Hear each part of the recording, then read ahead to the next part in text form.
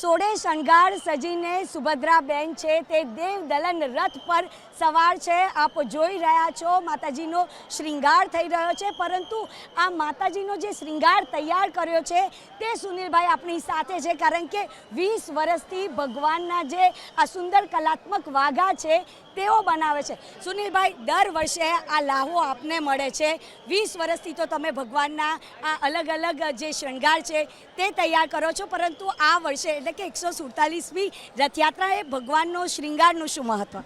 આ વર્ષે જો ખાસ કરીને હું તો તમને બધાને પહેલેથી કહેતો હતો કે આ વર્ષે ખાસ કરીને સુભદ્રાજી માટે ગજી સિલ્કના ચણિયાચોળી બનાવેલા છે અને વેલ્વેટના છે।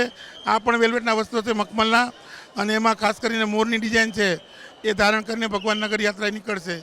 તો ખાસ કરીને તો આ વર્ષે મને સુભદ્રાજીનો જ લાભ મળ્યો, અચાનક જ, નતો દર વર્ષે મારા તો બલરામજી હોય છે।